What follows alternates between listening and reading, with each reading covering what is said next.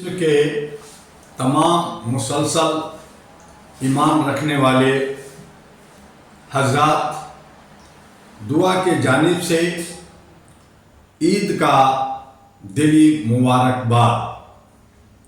आप सब जिस तरह सामाजिक सौहार्द तथा एक माह इबादत में गुजारा, उसी तरह से आगे भी बचे महीनों में गुजारेंगे। जो विश्व के कई हिस्सों में नफरत फैला हुआ है, हिंसा का तांडव फैला हुआ है, उनको खत्म करने की आज जरूरत आन पड़ी है। हम सभी मिलकर करके जिस तरह से हमने इबादत के महीनों में गुजारा है, आने वाले तमाम महीनों में इसे गुजारें और एक अच्छा माहौल बनाएं।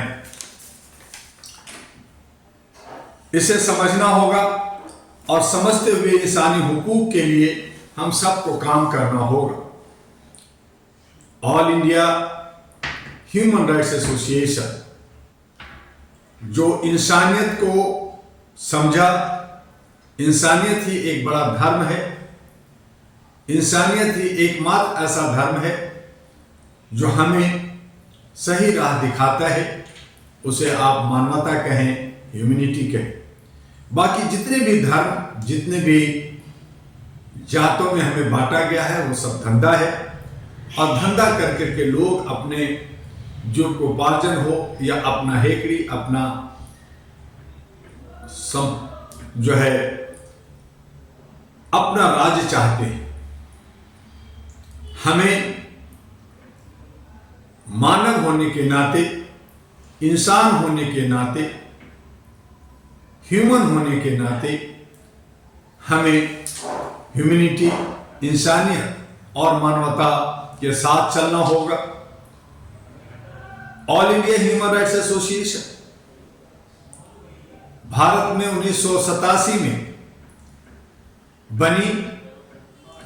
हमारे स्वर्गीय भूतपूर्व राष्ट्रपति ज्ञानी जैल सिंह की देखरेख में justice Jagannath Mishra, justice PN Bhagwati, justice Venkat Chalaiah, justice TU Mehta, justice Qureshi, justice Nirula, बहुत सारे जजेज ने मिलकर के, बहुत सारे हमारे जो है ब्यूरोक्रेट्स, जिसमें सीबीआई के डायरेक्टर जोगिंदर सिंह, यूएस मिश्रा, शंकर जी, बहुत सारे लोग हमारे साथ आए और साथ मिलकर करके इस पौधे को अहरा कर all India Human Rights association को आगे बढ़ाया। आज वही पौधा बड़ा हो चुका है। पूरे भारत के 36 राज्यों में 787 सेंटर्स यानी ऑफिस, उसको कहें, ब्रांच कहें, यूनिट कहें, इकाई कहें, मिलकर काम कर रहे हैं। बहुत सारे सदस्य भी हैं। उसके बावजूद हमारे तथाकथित रावण रूपी जो असामाजिक तत्व है, जो जयचंद है, जो लोग समाज में शांति नहीं चाहते, वो जो है समाज के अंदर बिगाड़ चाहते हैं, वो हर तरह से इन प्रकार तरीके से अशांति फैलाना चाहते हैं। उसमें उनको मजा आता है और बड़ी दुख होता है कि आज उनकी संख्या बहुत ज्यादा हो गई है। हमें ऐसा लगता है कि वही लोग हैं और वही राज कर रहे हैं। असत्य की जीत हो रही है, सत्य कहीं न कहीं दम घुटता हुआ नजर आ रहा है। और इसीलिए पिछले वीडियो में मैंने कहा था कि 150 करोड़ की आबादी में 65 करोड़ हमारे नौजवान युवा हैं। उसके बावजूद भारत के अंदर अच्छे सच्चे, ईमानदार, देशभक्त, राष्ट्रभक्त, समाज भक्त अपने परिवार को, अपने समुदाय को उज्जवल भविष्य देने के लिए 543 जनप्रतिनिधियों की अकाल है। जो चोर उचक्के हैं, जो भ्रष्टाचारी हैं, जो बलात्कारी हैं, वही बार बार हर 5 साल पे वही लोग आते रहते हैं। भाई भतीजावाद, गुटबाजी, गेंदबाजी सब चलता रहता है। हर कोई भ्रष्टाचार, हर कोई जो है लूट में लगा हुआ है। किसी को ये फिक्र नहीं है कि देश हमारा है, समाज हमारा है, परिवार हमारा है, इसे हमें कैसे अच्छा करना है। सब लोग फ्री रेवड़ी बांटते हैं, सब लोग अपनी अपनी हेकड़ी दिखाते हैं, सब लोग कुर्सी से चिपक कर करके लगे रहते हैं। और इसीलिए All India Human Rights Association कदम बढ़ाया और आपके बीच में 2009 में अहरा नेशनल पार्टी का गठन हुआ। हम लोगों ने जब समाज में देखा कि लोग काम कर रहे हैं, करें, हमें उन्हें साथ देना है, इसलिए हम लोग कदम आगे नहीं बढ़ाए। लेकिन आज जो अराजकता का माहौल बन गया है, आज जो समाज टूट रही है, बिखर रही है, आज देश का लोकतंत्र खतरे में है, हमारा संविधान को भी बदला जा रहा है। हर कोई अपना तानाशाही, हिटलरगिरी दिखाने में लगा हुआ है, एक दूसरे को नोचने कुचोटने में गिद्ध की तरह लोगों को खाने में लगा हुआ है। ऐसी सूरत में हमें यानी सर्वजन हिताय सर्वजन सुखाय का नारा देना होगा। और सर्वजन हिताय तब हो सकता है जब हमारा मानवाधिकार संरक्षित होगा, जब हमारा हक और अधिकार मिल जाएगा, जब हमें आर्थिक आजादी मिलेगी, रोटी कपड़ा मकान शिक्षा स्वास्थ्य सुरक्षा समानता के साथ मिलेगा, जो हमारे संविधान में है आर्टिकल 14 से 18 तक। बहुत सारे ऐसे आर्टिकल, जीने की आजादी, बोलने की आजादी, अभक्ति 19 और 21 है। लेकिन हम संविधान को नहीं पढ़ते। हम सब लोग जो है सिर्फ जी रहे हैं, किसी तरह से रोज कमाते हैं, रोज मेहनत करते हैं और बस अपने शरीर को जिंदा रख रहे हैं। हमारी आत्मा मर चुकी है। हम सब आत्मा को कहीं गिरवी रख दिया है। हम सब मानसिक गुलाम हो गए हैं। हम सब उत्पीड़ित, शोषित और द्रवित अपने आप को ये मान लिया है कि हम बहुत ही कमजोर हैं और हमारे जो आका है, जो दबंग लोग हैं, जो स्वर्ण लोग हैं, जो पैसे वाले हैं, वही हैं और वही राज करेंगे। सदियों से ऐसा होता आ रहा है। जब आपका देश धर्मनिरपेक्ष है, जब आपका देश सेकुलर है, जब आपको आजादी मिली है कि सभी को बोलने की अभिव्यक्ति है, सभी को लड़ने की जो है छूट है, सब कोई भी बहुत सारे संगठन पार्टियां भी बना सकते हैं और बनाया भी। लेकिन एका नहीं होने की वजह से, हमारी सोच में कमी होने की वजह से हम सब अपने अहम में जी रहे हैं और वही हम लोग मार खाते हैं। और जो गिद्ध है, जो लोमड़ी है, जो अपने को शेर कहता है और वो हमारा शिकार कर लेता है, हमें समझना होगा। और जो लोकतंत्र का त्यौहार आया है, उस त्यौहार में जश्न तब होगा जब हम सब मिल करके के जितने भी कॉर्पोरेट टाइप की पार्टियां हैं, जितने भी जो बार बार चुनाव में खड़ा होते हैं, अपने बेटा बेटी बहू को खड़ा करते हैं, करोड़ों अरबों रुपया प्रचार प्रसार में करते हैं और कहते हैं हम ही नेता हैं। जबरदस्ती नेता बनना चाहते हैं, जबकि हम लोग नहीं चाहते। लोग 40% वोट नहीं देते, 60% में 30% लोग बढ़ जाते हैं और 30% जो वोट ले आता है वो सरकार बना लेता है और बाकी विपक्ष कौन, जबकि 543 जनप्रतिनिधि का एक नेता होना चाहिए, लेकिन ऐसा नहीं होता। हर कोई अपने तरीके से सिस्टम व्यवस्था बना लिया है।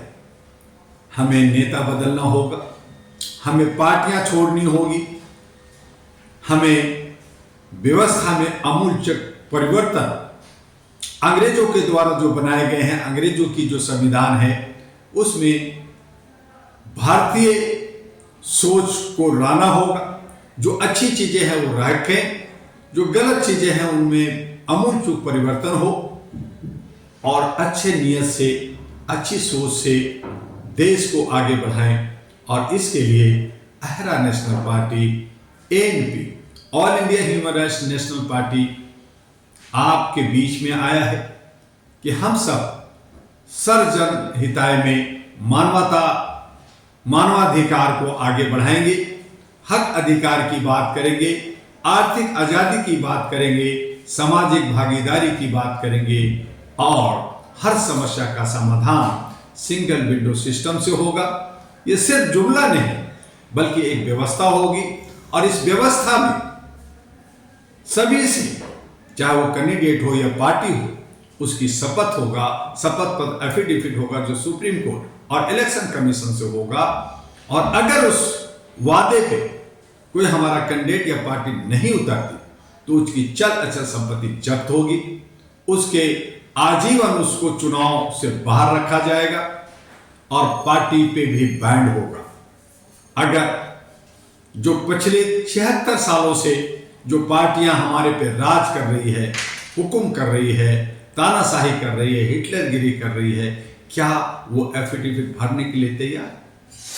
वो कई पेजों का मैनिफेस्टो लोग निकालते हैं, बड़े बड़े वादा करते हैं, एक नहीं सैकड़ों वादा करते हैं, लेकिन जीत जाने के बाद, सत्ता में आने के बाद, कुर्सी पे बैठने के बाद वो बदल जाते हैं, और वो मैनिफेस्टो पूरे दान में चला जाता है।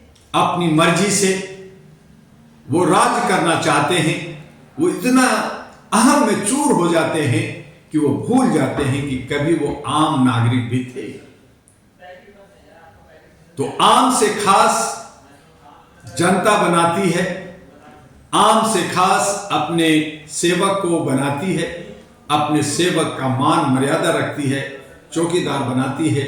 लेकिन सेवक और चौकीदार सेवा करने की जगह हमारे घरों पे, हमारे संसाधन पे, हमारी संपत्ति पे कब्जा कर करके बैठ जाता है, और हमारे ऊपर जुल्म करता है, शोषण करता है, उत्पीड़न करता है, दोहन करता है, हमारे पिछवाड़े पे डंडा मारता है, गलत गलत केसेस में हमें जेल भेज देता है, और वो कहता है कि मैं हूं तो सब कुछ है। इस परिपाटी को खत्म करने और आइए 543 और करीब 6,500 जो हमारे पूरे भारत के अंदर MLA विधायक होते हैं, उसके लिए हम सब मिल कर करके अपने संसाधनों से अच्छे सच्चों का लिस्ट बना कर करके जनता के बीच में रखें और उनकी चुनाव करें। और ये तमाम जो पिछले हमें लूट रहे हैं, हमें बर्बाद कर रहे हैं, उनको हमें बाहर करना होगा, बहिष्कार करना होगा। इनको जो है नोटा दबाइए, इनको एक वोट मत दीजिए, आप इंडिपेंडेंट को दे दीजिए, आप छोटे पार्टी के कोई सोच समझ वाले को दे दीजिए, और जहां आपको लगता है कि ये कोई अच्छा नहीं है, वहां आपके लिए नोटा का व्यवस्था है, आप नोटा दबाइए। हमने रिकॉल की भी व्यवस्था की मांग कर रहे हैं। हम लोग ये भी कह रहे हैं कि जो सत्ता में बैठे हैं वो प्रचार प्रसार ना करें, उस पर करोड़ों अरबों रुपए का जो है राजस्व जनता का खर्च होता है, उसके रख रखाव में खर्चा होता है। पार्टी प्रचार नहीं करेगा, इलेक्शन कमीशन कैंडिडेट का प्रचार करें कि ये सारे कैंडिडेट हैं, इसमें जनता जिसको चुनना चाहते हैं चुन लें, और जो लोग जीत के आते हैं वो न सिर्फ 272 बल्कि 543 के बीच से एक नेता चुना जाए जो प्रधानमंत्री हो। ऐसे ही राज्यों में भी होना चाहिए कि पक्ष और विपक्ष दोनों की वोट से प्रधानमंत्री और मुख्यमंत्री की चुनाव हो। राष्ट्रपति जिस तरह से सभी पक्षों से चुना जाता है, उसी तरह से सभी पक्षों का सहयोग लेकर के और इलेक्शन कमीशन में जो सामाजिक कार्यकर्ता है, जो 10-20 साल काम किया है, अच्छे काम किया है, उनके पदाधिकारी बनाया जाए, उनको कमिश्नर बनाया जाए, न कि जो रिटायर कर जाते हैं। और जितने भी अथॉरिटी, चाहे वो इलेक्शन कमीशन हो, चाहे महिला आयोग हो, चाहे ह्यूमन राइट्स हो, चाहे अन्य आयोग हो, चाहे वो लीगल सेल हो, चाहे नालसा हो या स्टेट लीगल सेल हो, वहाँ पे रिटायर किए हुए जो लोग पूरी जिंदगी सरकारी नौकरी करते हैं, चोरी करते हैं, डकैती करते हैं, भ्रष्टाचार करते हैं, उनको वहाँ पे रखा जाता है, वहाँ भी वो चोरी करते हैं, उन्हें नहीं रखा जाए, बल्कि सामाजिक कार्यकर्ता जो अच्छे सच्चे लोग हैं, जो अच्छा काम किया है, वो नए लोगों को रखा जाए। एक नई ऊर्जा के साथ देश का विकास होगा, इसका जो है आगे हम सब बढ़ेंगे।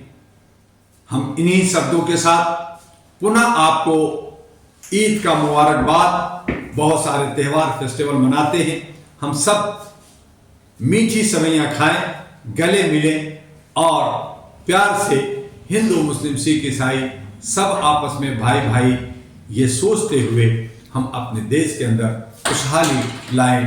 बस आज इतना ही, कल फिर मिलेंगे। आपका डॉक्टर दुआ, all India Human Rights association का राष्ट्रीय अध्यक्ष और अहरा नेशनल पार्टी का भी राष्ट्रीय अध्यक्ष। जय हिंद, जय भारत, नमस्कार।